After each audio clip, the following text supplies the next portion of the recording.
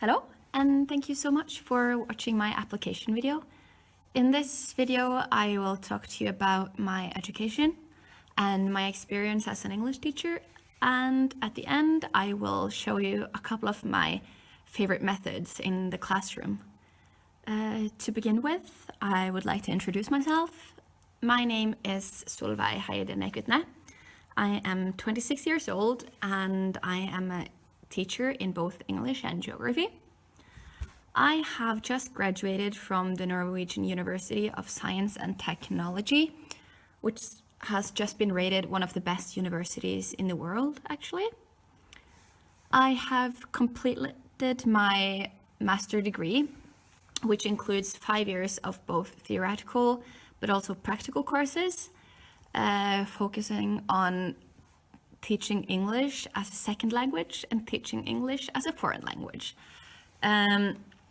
Among other subjects, I've had global English, British history, sociolinguistics, literature, and proficiency and grammar. I will give you a little bit of information about some of the most relevant courses. Throughout the proficiency and grammar course, I developed an understanding for the structures that make up the English language, which is, for example, lexical connections and grammatical rules. I have mastered discourse competence, translations and various text types. Other important focuses have been to enhance my own proficiency, but also to teach that to the students in my classroom. And this has given me great insight into the theoretical part of the English language.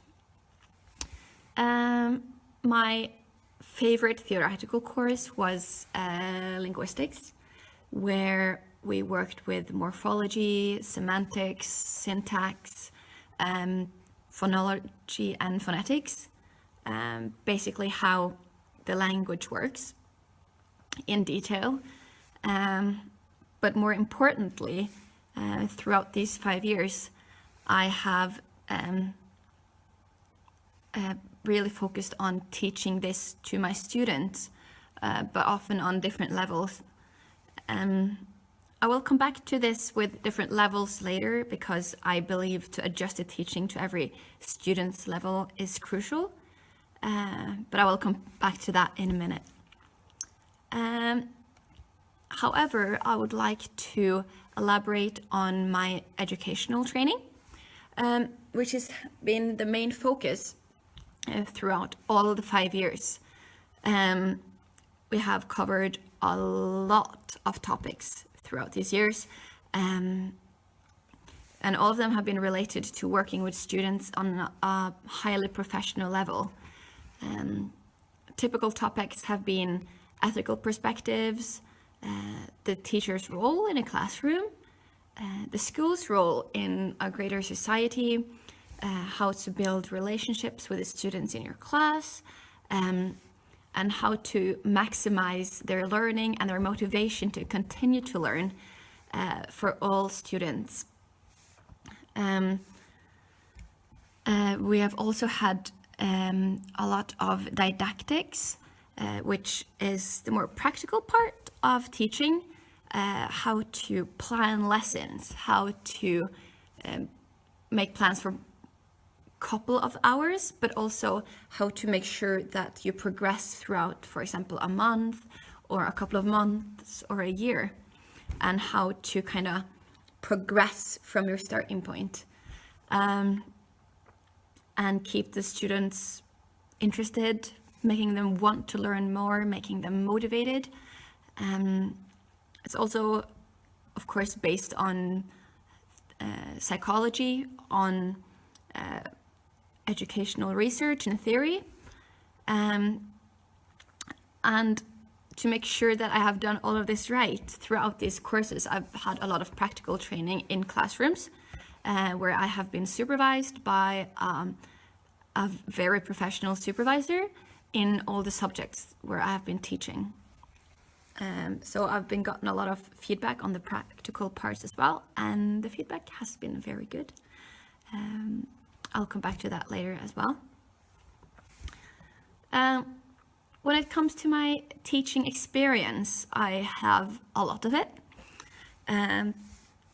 This summer, I have been, for example, the leader of a summer camp for young children.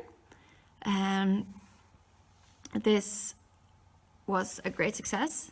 It's before the classes started, my job was to plan every day as detailed as possible, as well as making sure that we have everything sorted out.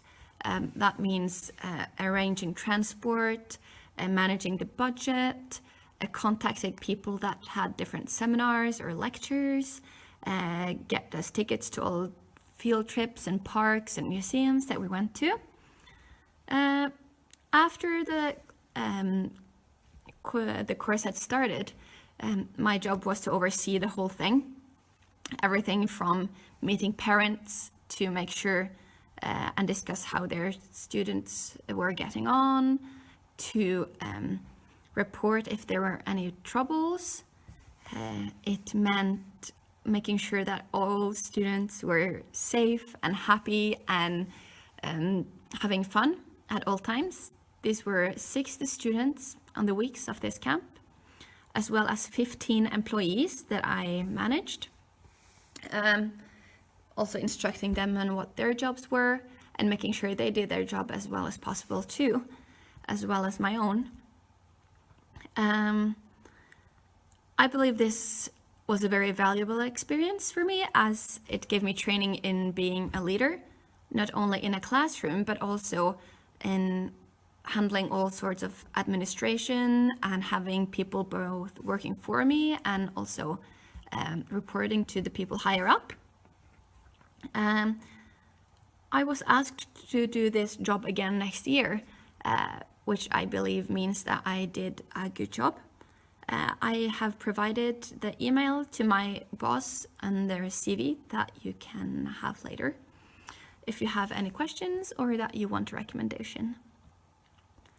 I have also a lot of experience when it comes to teaching English in classrooms, mostly on high school level, where I've had the same responsibilities and tasks as any other teacher, planning lessons, correcting tests, giving feedback to students, dealing with different situations in class. The school system here requires the students to choose the path that they want to take quite early. So if you want to work with, for example, mechanical jobs later, you choose those types of English lessons that are made specially for example, different tools or machinery and how to write job applications. And if you want to explore further, for example, you want to explore higher education, you'll have English lessons that reflects that. So we'll focus more on, for example, politics or grammar and these kinds of things. And I have worked with different classes, restaurant classes, sports classes, classes with students with special needs and those who are seeking an academical career. So I earlier said that it's good to vary your teaching methods, and having all of these different types of classrooms, I believe that I've learned that to change my methods to assess what type of teaching will be best in these different classes. In addition to teaching at home, I've also 7 months of experience teaching in Vietnam in 2016. This is the reason why I would want to go back. I completely fell in love with the country, my students, the teachers that I also worked with. And this is the reason why I want to go back as well. During my stay in Tay Nguyen, I worked at an English center called ITC, where I had both mostly I had students that were 6 to 11 years old, but I also had kindergarten kids and people, adults wanting to improve their skills up to, I believe the oldest one was in his 60s. So that was very valuable as well. However, my favorite classes were the university students, where I taught English for the students who were at the University of Agriculture and Forestry. I've also added the contact information for my boss here, so please contact her as well if you have any questions. I've also got a year of leadership training. For a full year, I worked and lived at a school here in Norway, where we focus on sports and outdoor education.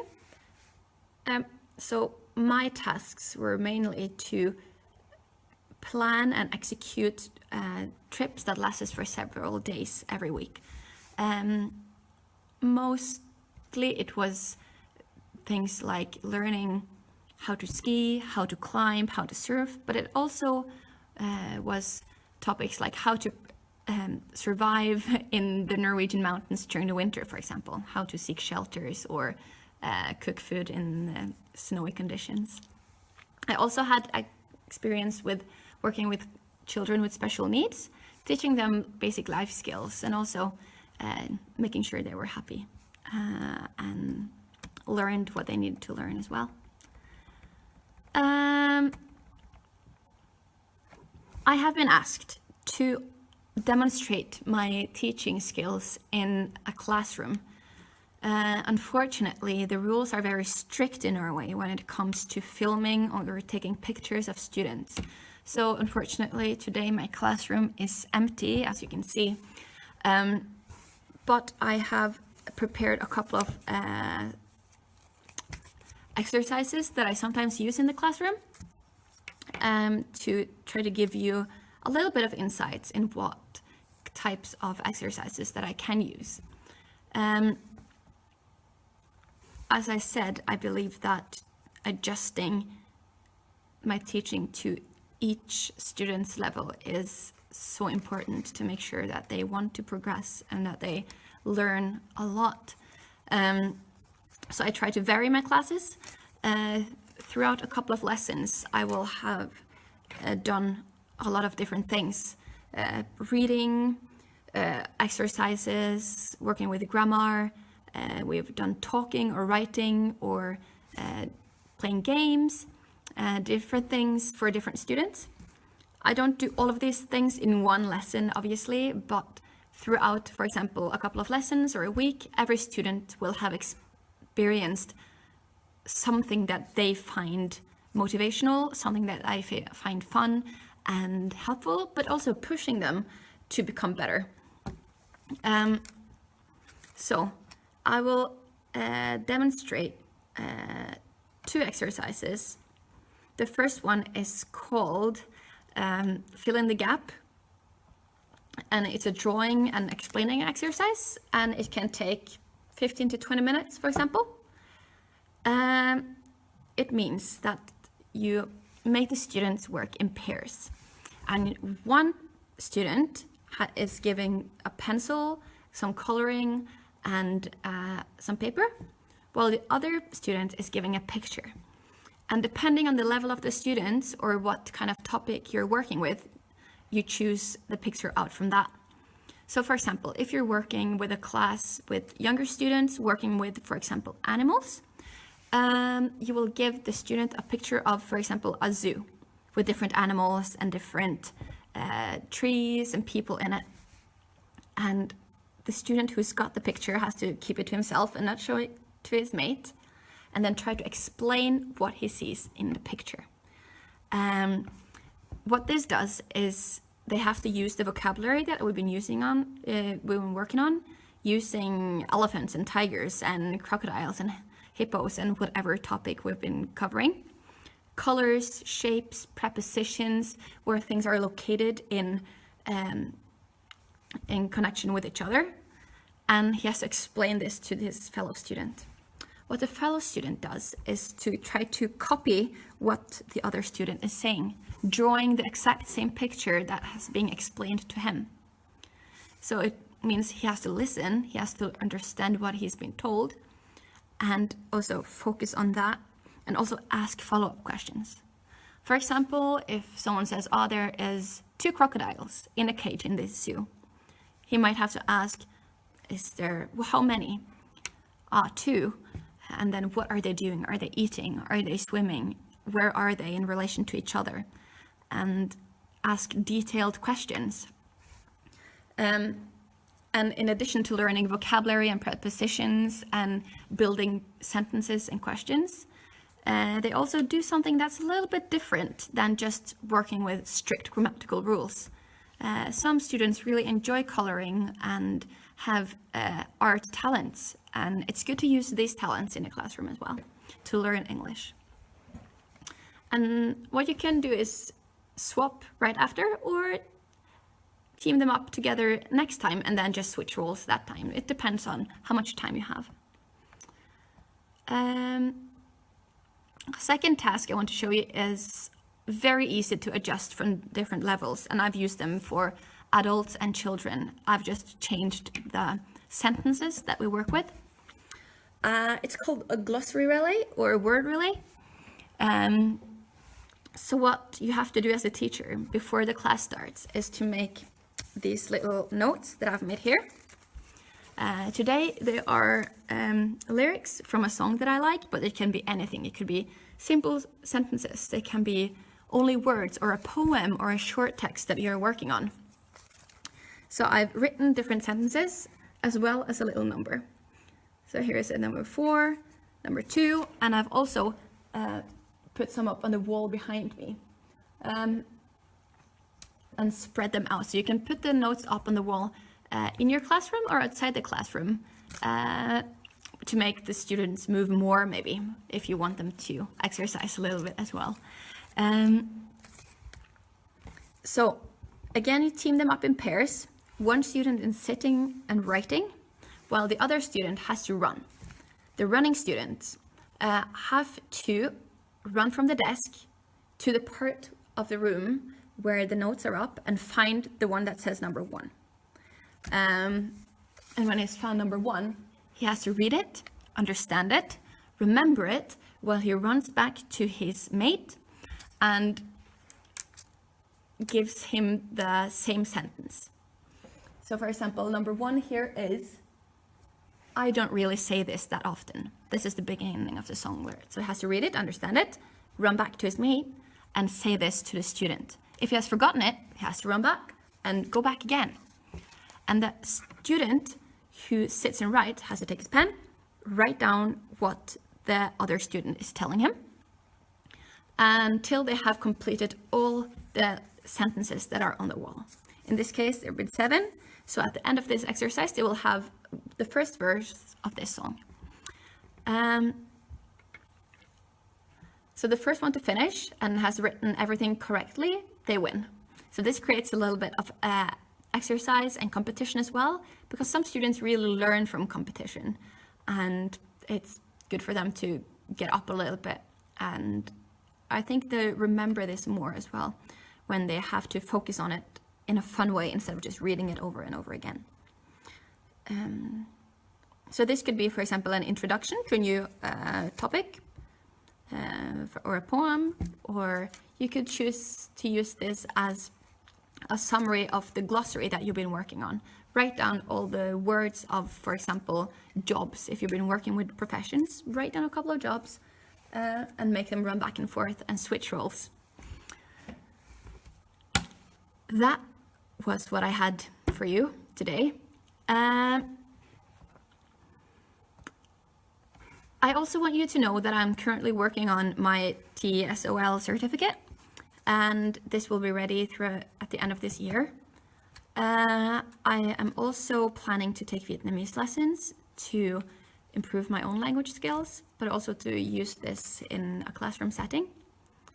I've added my CV and the names and numbers of the people who have worked with me before, so please contact them if you have any questions, or please contact me also if you have any follow-up questions or any comments, because I really look forward to hearing back from you. Again, thank you for watching the application, and I hope I'll see you soon. Bye.